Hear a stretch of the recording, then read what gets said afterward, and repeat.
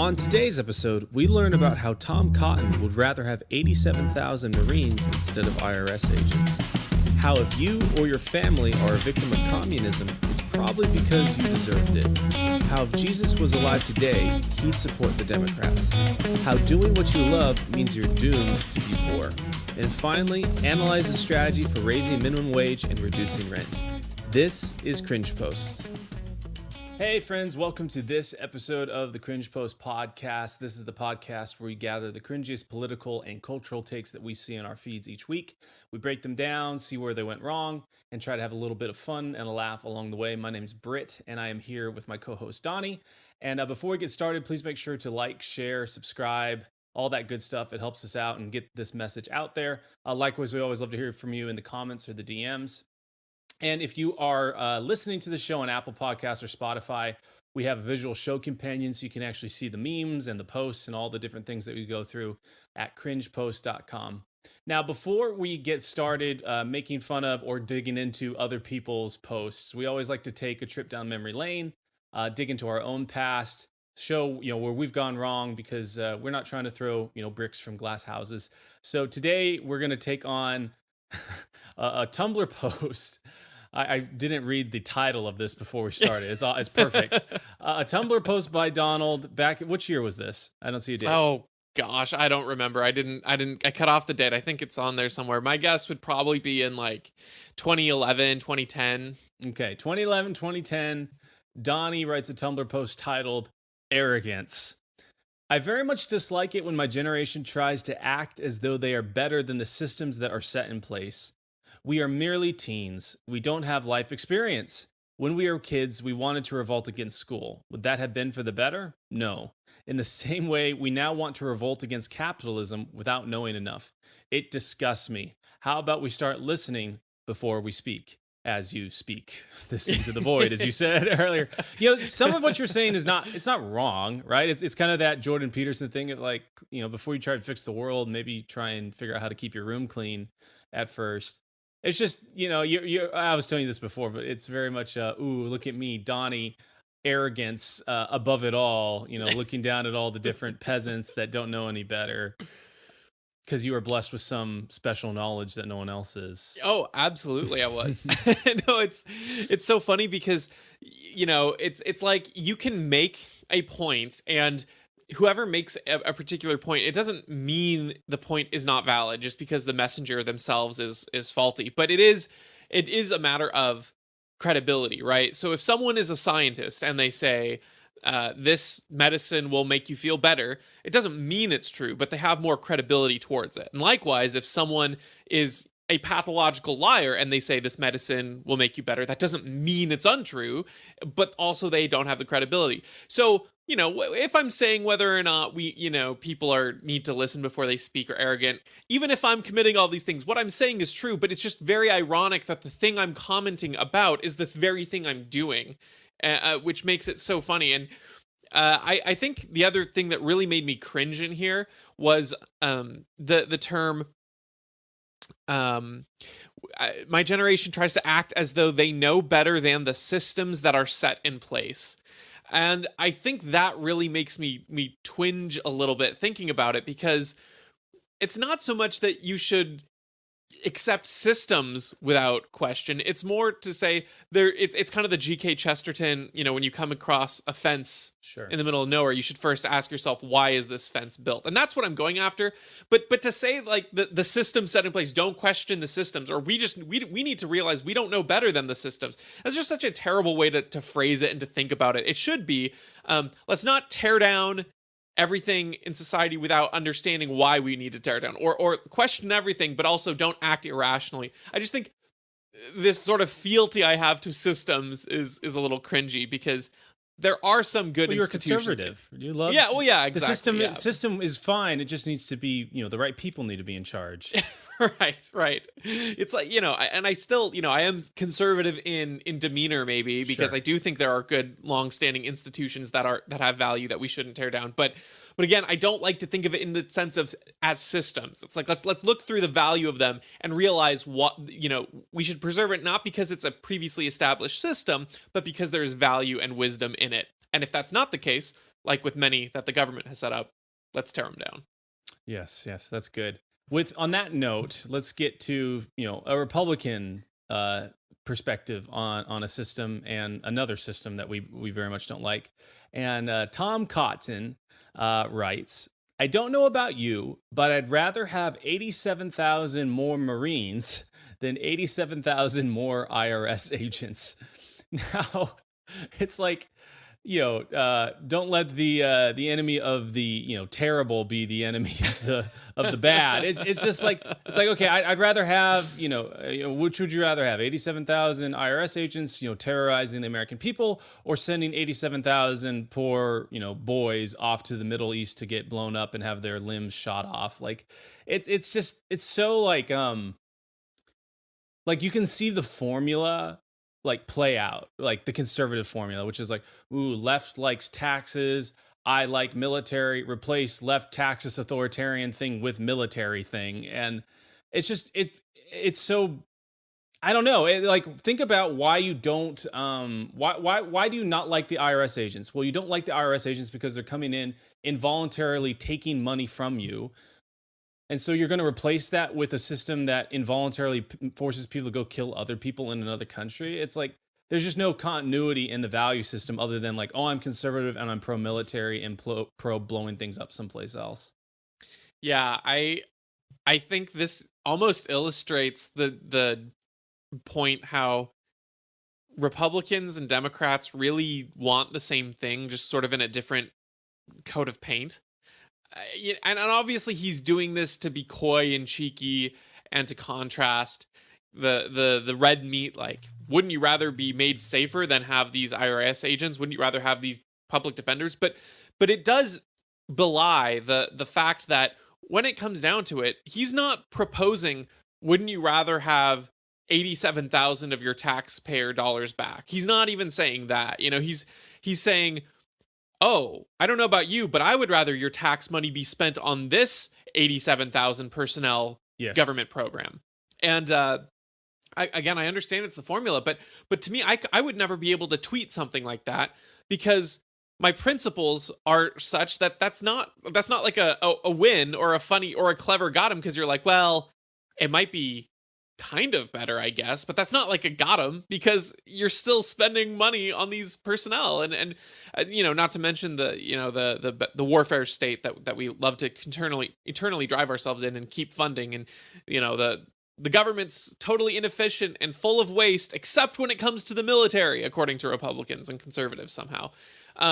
So I mean, all that aside, it just really is interesting that, again, his got is a rerouting of your tax dollars, not a refunding of your tax dollars. And I think that kind of perfectly sums up the Tom Cotton wing of the GOP. Yeah, the money is fine if we take it from you. We just need to spend it in the right places. It's like I don't know, Tom Cotton, I would rather, I would rather not have 87,000 more Marines or 87,000 more IRS agents. I'd just rather have one more of my dollars that I earned, back in my pocket. And I was trying to find it before I went into this part, but like, I think it was like $80 billion or something crazy like that in funding for the IRS. So it's like, that's a lot of money. And, we've talked about a lot on this show, but that's not just like, oh, you don't have the money to go buy, pizza or buy an Xbox or something like that, or even to buy a house. It's like, it's the opportunity cost of that $80 billion that could be funding other types of companies, other ventures that are going to create more and more prosperity.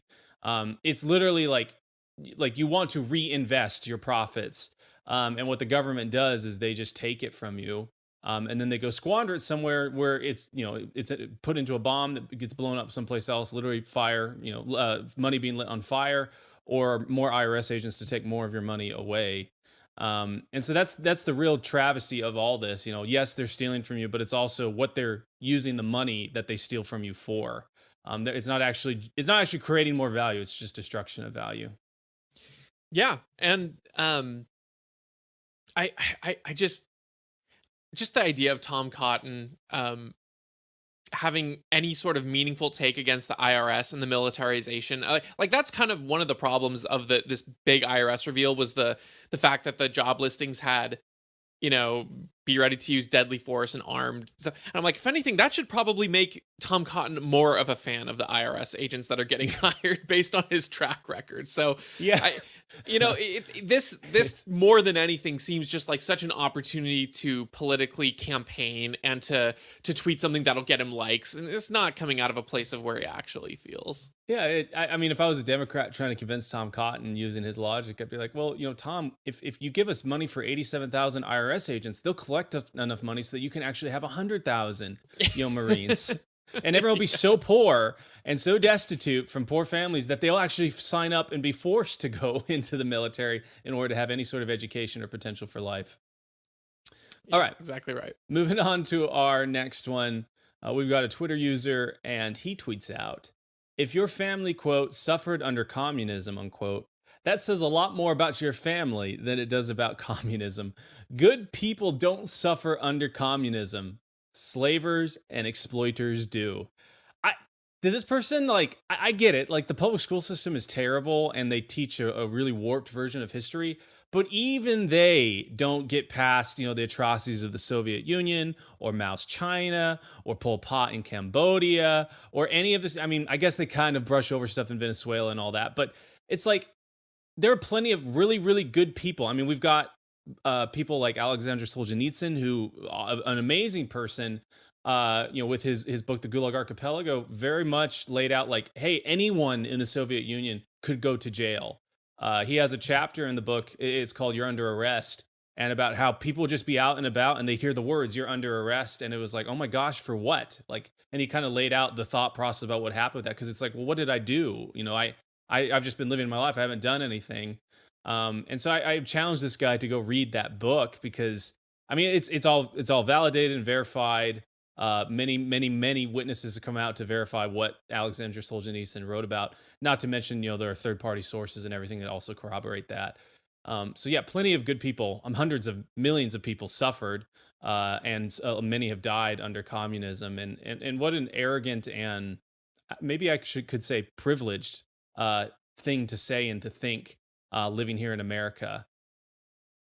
Yeah, it reminds me of the take we analyzed not that long ago. I guess it's a while now, but about how if the breadlines actually fostered community. And I mean these memes that we see of the white college student telling the communist survivor, no, it actually wasn't that bad. It really is just so true and accurate, and it's crazy that that's even the case. But there are so many people trying to explain how communism actually was to people who lived through this heck and torture. And it's like, I don't know. I just find it very, very funny, and kind of sad. And like the idea that, communism only punishes slavers and exploiters. It's just another example of the fantasy that communism is. Like, no. Communism, only bad people get punished. And like, I'm not going to lie, like in a free market system, some good people will not get their due because the world is an unjust place. And that's true of any system you're in. But under these people's utopia, it's no. Under my system, only good people prevail and only bad people suffer. And it's like, no. Good people are going to suffer in life because that's life and it sucks. But at least let's have a system that rewards ways in which people can provide for others and things like that. And communism does not do that, obviously. But it just struck me so childish. This is just as childish as kind of the right wing saying, no, only bad cops only go after bad guys. No, the FBI only arrests bad people. It's like, how naive are you to believe that? Yeah. It's there's this built-in belief for people that have to stare the history of communism in the face. It's like, well, that wasn't real communism, or that's not real socialism. Like, in real socialism, all the good things happen and all the bad things don't happen. And it's like, well, at what point, of so many iterations of that system being played out and dead bodies being piled up and misery and destruction and, so many bad things, do you have to realize that, like, hey, these things are a feature. They're not a bug of this system. And like you're saying, like, capitalism, free markets, all that stuff is not perfect because the world isn't perfect, right? There are evil people, there are good people, There are people that want to create value, and then there are people that want to steal value. But at least under capitalism and free markets, like it lines up the most with the real world, and it also incentivizes and rewards, potentially rewards. There's a chance of reward for creating value. Um, and I would even say it's almost guaranteed. Like if you're creating value and you're allowed to get that message of value out into the world, you're probably going to prosper because that means you have something to trade. It's the equivalent of having, a piece of bread in a community that has no food. Like you're going to prosper, or you're going to be able to trade that bread for something that you want. Under communism, it works for the top 10 people, and it works for basically no one else. It's so funny too that he chooses to use the word slavers. It's like, what do you think the gulags were? Right? It's Yeah. like you were sentenced to basically life of hard labor until you died in Siberia. It's like that's like actual slavery. I have a friend, and he's like, he said capitalism is, some people work and some people starve, and in communism everybody works and everybody starves. Yeah. And Yeah. that's just it's a feature. You can't run that experiment any more times to know that's like, well, this is what's going to happen. Is 100% of the time this is what happens. And one of the criticisms I hear about free market ideas and sort of not even capitalist free market strictly as an ideology or political system, but even in more competitive enterprises like I mean, where I'm thinking specifically, I've heard this criticism recently, though I've heard it in multiple places, is in like Twitch streaming, where people will say, well, the biggest streamers on this platform, entertainers and people who are like either gaming or doing shows or content, the biggest ones don't have to do better than the smaller streamers, because even if a small streamer is doing the same content or better content than the bigger streamer, they have to be doing it like 10 times better in order to get a following, because you have so fewer viewers, and the big streamers are automatically going to get eyes on them and stuff like that. And so that's kind of a criticism I hear in general, like, oh, the biggest, even if these big players are technically providing value, the best people aren't going to rise to the top. They have to be doing it 10 times better. And to that I say, I mean, while that may be true in some aspects, in any other sort of controlled system, there's one person essentially who's making the decision of what is better and what isn't better for every single person else, right? The government determines, oh, this person is better than everything else, and so now this will be the promoted thing. This will get big.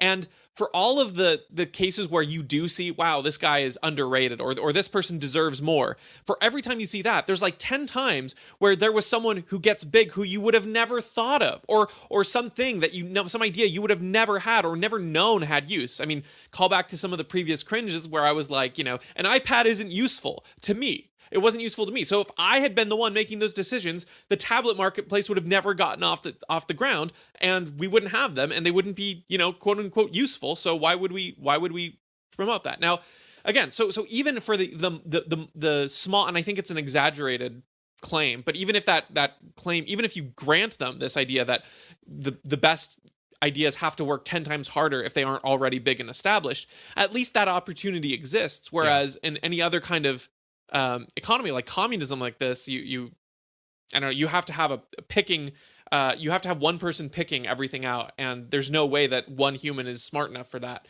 A little bit off topic from this particular tweet, but just kind of a rant or a critique I've heard on capitalism. And yeah, and I mean, this is just stupid. I mean, all of the refugees from communism, like most of them sacrificed everything to get over here, and that was very, the people who suffered the most weren't necessarily the rich, because everyone got dragged down to the same level. The only difference is the rich had what was theirs taken away from them, and then they got brought to the same levels of torture that the impoverished already were at. So in fact, I think probably most of the refugees were not wealthy after the fact, and I don't know, it was just devastating to those countries. And I think this person does need to do a little bit of Solzhenitsyn reading in particular. I think you're right on that. Or just any history book reading. Well, but even the ones we don't necessarily like as much, they still at least document that.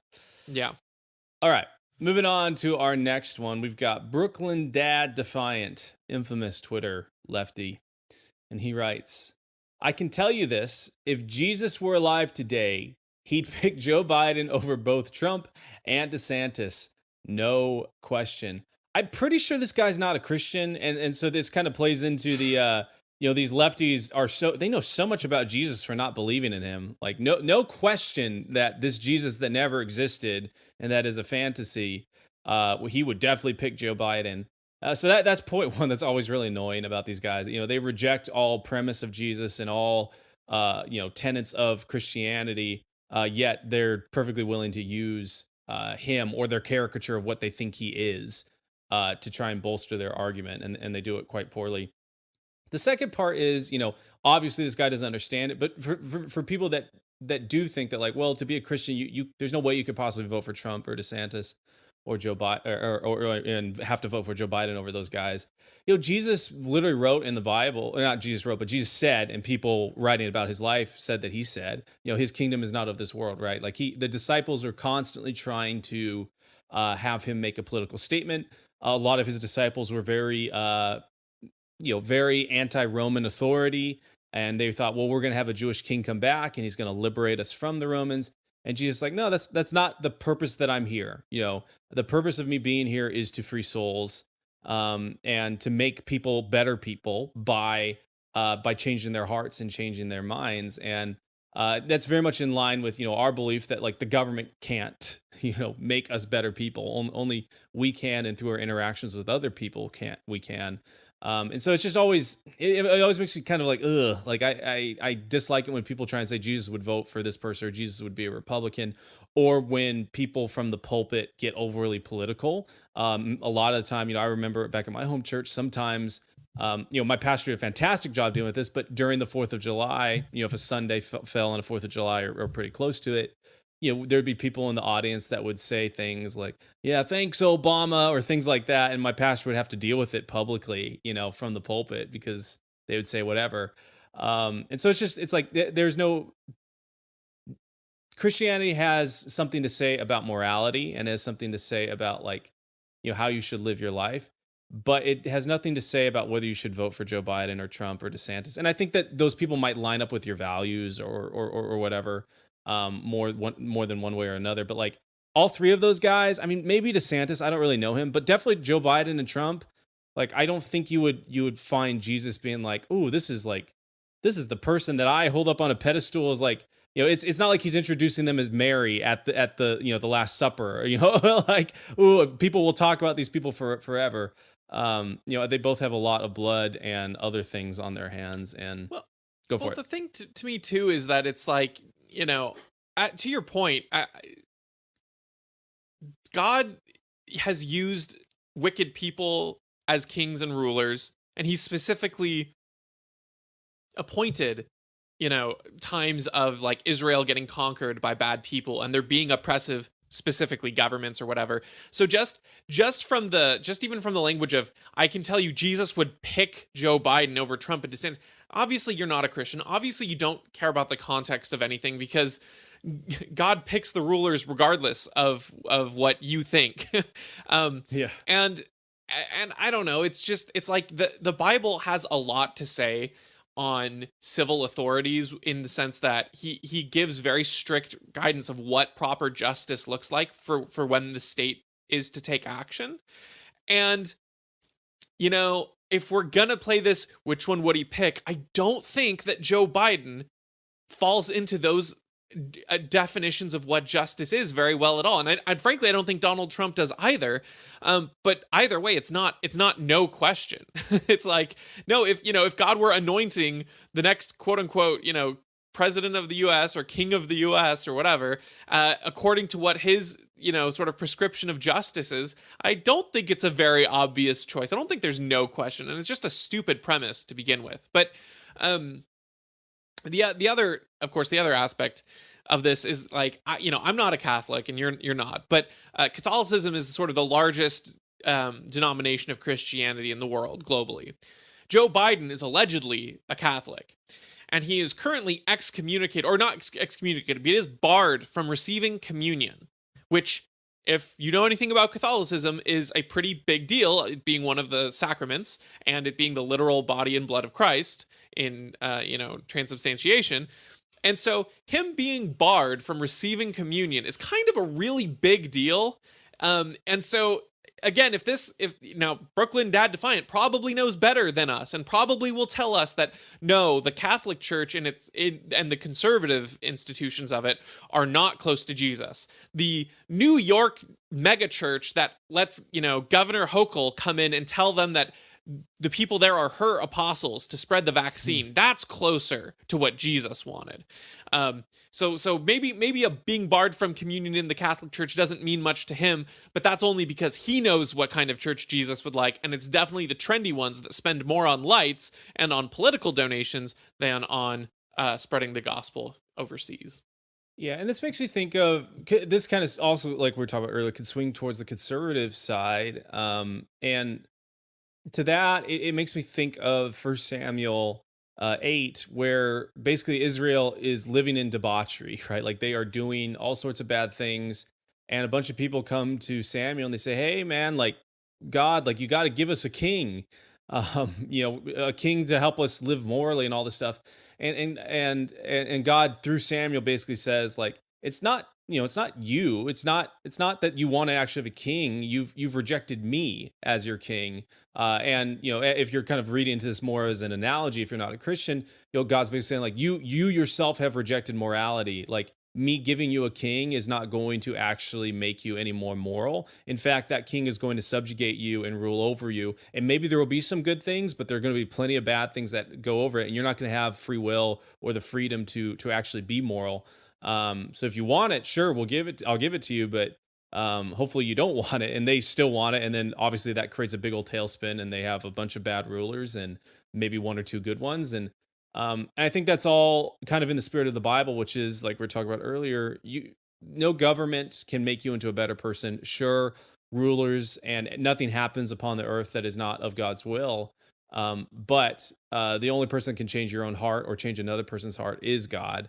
And the only person that can actually seek that out is you. And so it's just, I mean, it makes sense. These lefties, their religion is statehood, right? It's the only way that they can tell what is good or moral, or the only way to make change in the world or to change hearts is through the state.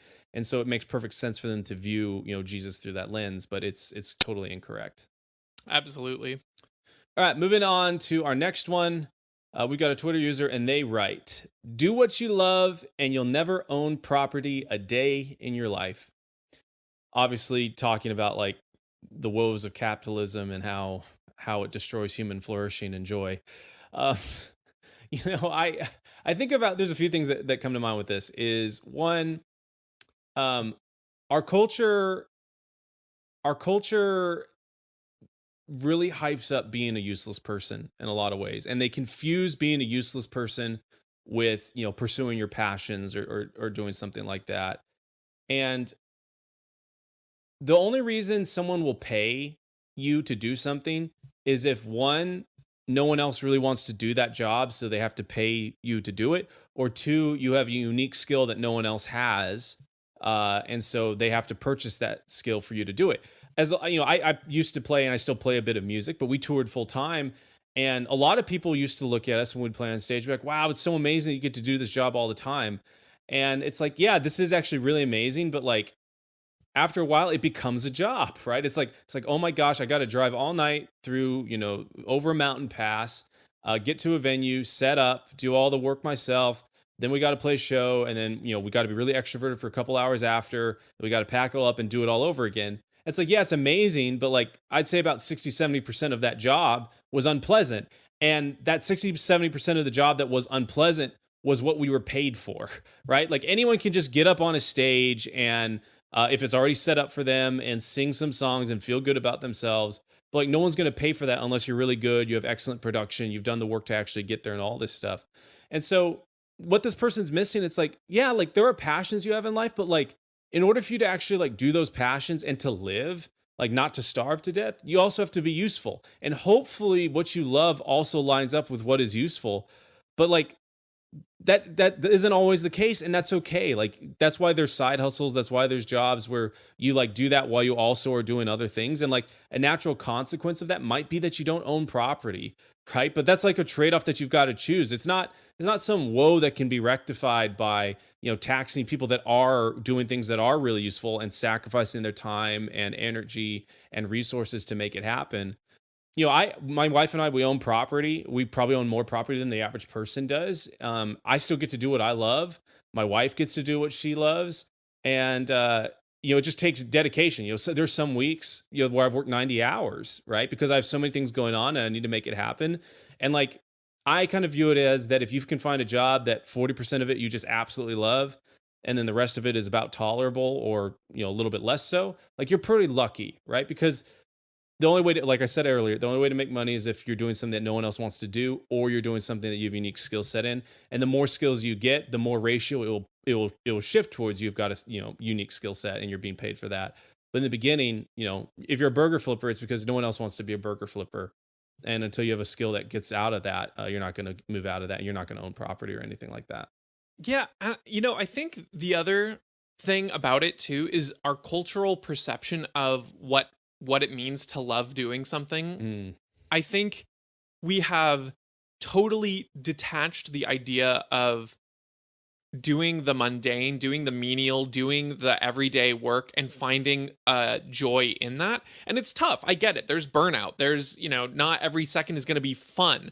But I think we've equated this sort of the sensation of happiness, which if I recall correctly, I remember learning at one point, and so this might be wrong or you might cringe at my inaccurate retelling of this. So call me out if that's the case. But I believe hap is the root of the word happy and happiness. And I believe that has something to do more with like luck or sort of a momentary, like a good feeling that's a very temporary in nature. And I think we've equated this idea of love or joy with happiness, or finding something that is only, sort of a good, pleasant sensation in the moment. We can't love that thing. And from what I would say is, when you're touring, like probably, I mean, just as a musician, you love being a musician, right? I don't think that that's hard to say. And that includes all of the work that comes with it. Now, you might not love in the moment at those individual moments, but the whole experience you love as a concept and as a thing and as a not necessarily full-time vocation, but as a calling of some kind, right? And that includes the moments that are menial and mundane and difficult and stuff. And so I think there's this idea of do what you love and you'll never own a property in your life. That's not true. There are a lot of people who have jobs that are difficult, jobs that are not, glamorous in the sense of I get to sit back and, I think the number one job right now for kids that wanting to grade up is being a content creator. That's the number one want to be job. And it's like, and even that has, work to it. But, Yeah. but for the sake of this saying, not every job has to be being a content creator in order for you to love it. You just have to find joy and love in the value you produce, in the effort you put in the sort of the honest work of it. The meme about, it's not much, but it's honest work. That kind of embodies how we should be viewing what we love in jobs and what you get out of a job. Obviously there's a value component to it where you need to make sure you're producing value and you're getting value in return for it and all these kinds of things. But frankly, it's one of those things where if you will never be happy, or you will never find anything that you love if your criteria for that includes always being totally stimulated and put at ease by it. Because again, using the example of content creator, even that has grind to it. You have to figure out what new ideas you need to put in. You have to figure out how to be entertaining. And even the idea of talking to a camera for 8 hours a day becomes exhausting, and you have to find ways to produce value in that too. So if your criteria of doing what you love is as narrow as I think a lot of these people dream of it being, then you're never going to find what you love, let alone doing what you love and never owning property. Yeah. And that's like tied to the action of owning property is like making money to purchase property. And like, I think people, like you're saying, they confuse the feeling of like ease and intuitiveness and totally being engaged all the time and not having any, friction or resistance as being like, well, all those criteria need to be met in order for it to be something I love. And it's like, well, no, like in order for you to produce value, in order for you to get cash, in order for you to get money, have someone pay you for whatever you're doing. If you're an artist, for someone to pay for your painting, it's like you can't just be like, well, I had a good time slapping some paint on the canvas. It's like, no, I actually have to like really focus in, really, really focus on the details, refine my skill, refine my craft, and produce something that somebody else wants. And it takes so much effort to produce something of value. It's very rare, when someone can produce something of value with little to no effort. Those people are known as a prodigy usually, and a lot of times, they don't actually love the thing that they are so good at because it doesn't take effort to do. Part of the joy of part of actual deep, meaningful work is putting in the effort and becoming a master at it. And a lot of our generation and a lot of people in general, not just our generation, lack the patience and the tolerance for working at it like that. And it's funny because I think that that's even communicated in many ways in a lot of the recreation that people enjoy, and they don't think about it that way.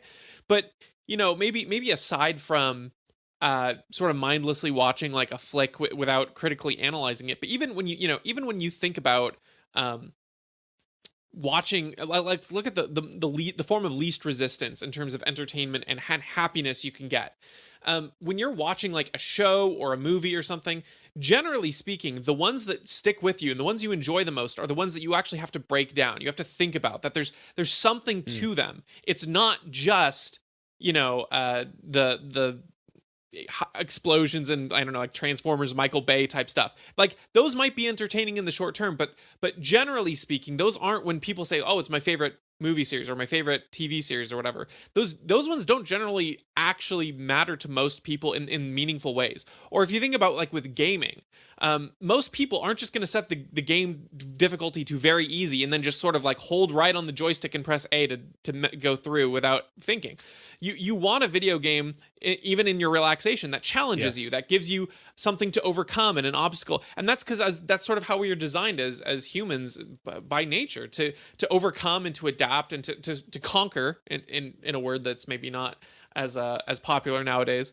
And so I think that this sort of natural joy we get from the overcoming the difficulty, it still is ingrained into us, but we have a hard time connecting that with our job. And I think part of it is just there's so much media that hypes up like, oh, you're at your boring job, or oh, work sucks, or just the number of stimuli that exists right now, that can distract you from it.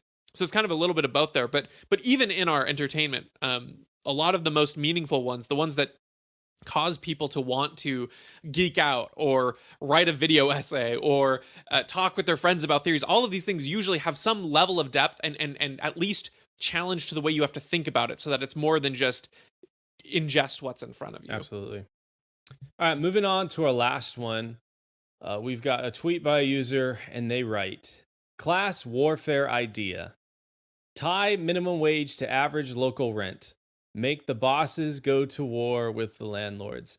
And I saw this and it made me chuckle because it's almost, as we put it, accidentally based, right? Like if you removed all affordable housing subsidies, you took away the minimum wage, all sorts of things, you would actually tie the minimum wage, like whatever the unofficial minimum wage, to rent, because in order for businesses to actually have workers, they would have to pay them a wage that actually meets and allows them to live in the area that they're at. It's kind of hard to have a worker show up if they don't live in the area that they're working at, and vice versa, right? Local housing places would not be able to charge more. The value of a house would not be more than what you could actually average pay was for wages, because no one would live there if they're not being paid the amount that they can be paid to actually afford rent each month. And so it was just so funny because these lefties come up with all these grand ideas about like, well, what if we just implemented this, or forced people to do X, or charge this much, or made businesses pay this minimum wage of $50 an hour to their employees. It's like, everything that you want, which is affordable rent and a good paying job that allows you to actually, live your life. like those will eventually be given in a free market that has reached equilibrium. It's only becomes out of balance when you start introducing all of these externalities and external forces, which get the ratio wrong. And yeah, I just thought it was almost accidentally based, but I thought it was a good one to go over. Yeah, I think it's funny because people view this as though there's like this grand scheme between landlords Mm. and business owners, and it's all to keep people down. And frankly, just the vast majority of it is not the case at all. It's like, these landlords have these policies, especially in urban cities and stuff, getting thrown at them all the time, which makes the risk of owning go much, much higher. And so it's not like this, oh, these big allies, big businesses and rent companies conspiring behind the scenes. It's, if anything, it's, government regulation that has enabled both of these big things to prop up. But more often than not, it's policies either at the federal or local level that is, in particular with housing, restricting supply or making it harder to evict people who are bad tenants, or decreasing property value because of, like public property destruction that doesn't get accounted for and stuff. And just to clarify that point, I'm not a big like pro police guy and get them off the streets, but if it's privately owned, then the property value wouldn't decrease, and if it's on public property, you can't generally get people to leave because the police will stop you from doing anything and stuff. Like, that's what happens in Seattle a lot of the times is, there will be like a homeless encampment in front of a business, and it's very hard for them to actually get it removed because it's technically public property and stuff like that. So, and with an apartment complex, when you have risk and when you have decay, and a building is naturally going to suffer wear and tear, and it's not being taken care of by the tenants, they have to raise rents, because otherwise the building dies. Like, that's the thing that's, people think it's like, oh, you can just magically raise the minimum wage, not tied to anything. And similarly, landlords just magically raise their rent, not tied to anything. When it's like, no, Yeah. these are both tied to real world things. That's what prices are, as we've pointed out, in particular Brit, many times. And so, if anything, it's like tying minimum wage to local rent. That is a terrible idea in the current state, without abolishing anything's all considered, because then it's just a race upward where Yes. the bad conditions cause, landlords to have to raise rents, and then minimum wage goes up, and then currency becomes devalued again, and so rents continue going up, and then you just have infinite inflation in that way. But yeah, it's just stupid to think that these very specific signals, and again, in a free market, the minimum wage would be a more accurate signal. They actually hold value, and they're not arbitrary numbers that are just set conspiratorially between two factions. That's a stupid thought Yeah, process. it reminds me of we've talked about it a little bit here before, but Seattle 3 or 4 years ago implemented some policies, anti-discrimination policies for landlords, which basically said, hey, the first tenant that hits all of your criteria on your rental application, you have to choose them. It doesn't matter, if they show up and they have hard drugs and they're tripping out or whatever. If they check all the boxes, they hit the credit score, they can pay the deposit, and they've submitted an application and they're first, you have to let them live at your house. It doesn't matter whatever external things you may have encountered as you walk them through or anything like that. And obviously the people that pass this thinking, oh, well, who could say no to that? Less discrimination in the rental market.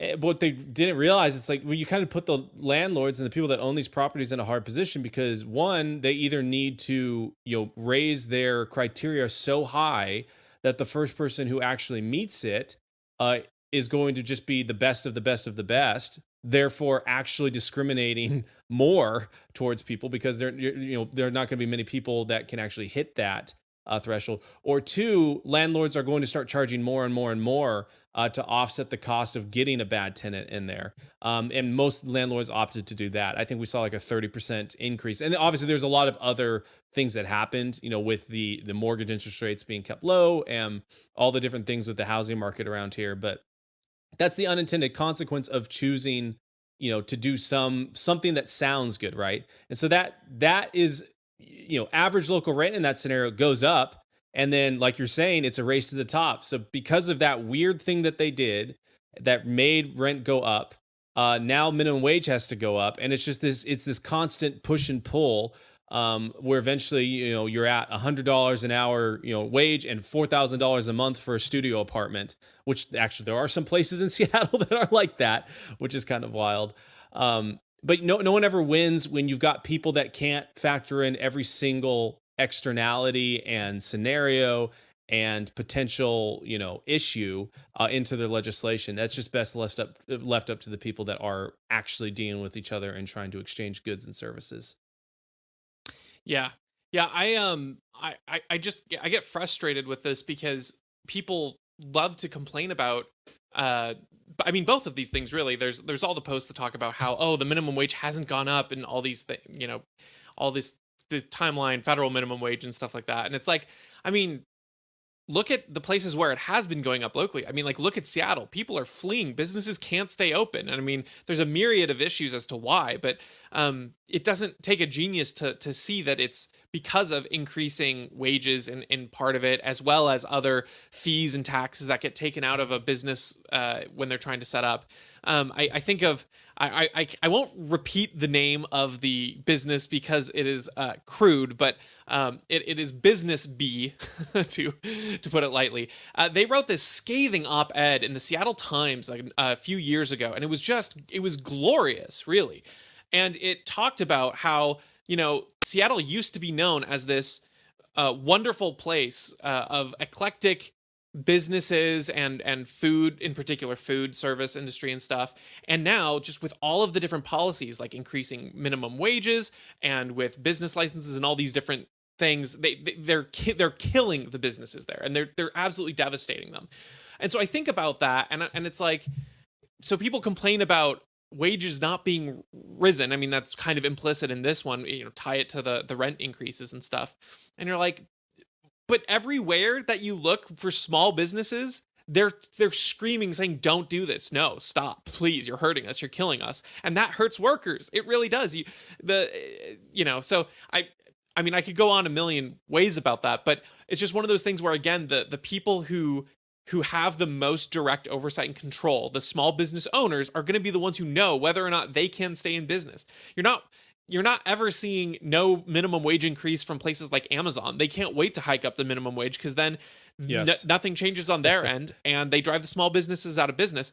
But the workers really, they don't benefit when the minimum wage increases because inflationary effects are real, and the local rates go up. That's why Seattle is such an expensive place to live, and it's this chasing your own tail cycle of, it's expensive to live, let's raise the minimum wage, and then the minimum wage get raised and businesses have to raise their prices, and and then they get driven out of town, things get more expensive, etc. It's funny, man. I have this is my last point on it, but I have this buddy who works in the mechanical industry out here, and it's very heavily unionized. And then there's also a pretty good portion of non-union mechanical shops. And these are guys that build all the air systems for commercial buildings and all that stuff. Anyways, about 5 years ago, the union basically said, "Hey, you're not paying our guys a living wage. You need to, all contractors that are union need to pay our guys, an escalation of like $5 an hour each year, continued up to, I think, capped out at like $25 an hour or whatever, in raises. These guys make about $180K a year, so they make a really, really good money." But I was talking to my buddy about it, and he's like, "Yeah, like everyone was cheering that when that went in." And then over the past 5 years, I've maybe had about a year and a half of work because we've just been priced out. And all the non-unions have come in, and businesses have opted to just hire those guys instead of us because, there's only so much that's in a budget for building a building. And if we're going to take up 60% of it, they're not going to hire us. They're going to hire the people that are reasonable. And he's like, "I've actually been thinking about going non-union because, great, I can make 180K a year, but it's only if I'm working, and if I don't have any work, then there's nothing to do." And it's very similar to minimum wage. Like, you're just pricing people out. They're going to automate with robots, or they're just going to shut down shop, or they're not going to hire anyone and make the people that do work there, they're going to try and have someone, they'll pay someone $30 an hour to do three people's jobs, basically. That's what ends up happening. So just best not to meddle in that stuff and let the market sort it out. Absolutely right. Awesome. Well, friends, thanks for hanging out with us for this show. Like I said earlier, please be sure to message us, subscribe, all that stuff. We love to hear it. and we will catch you on the next one.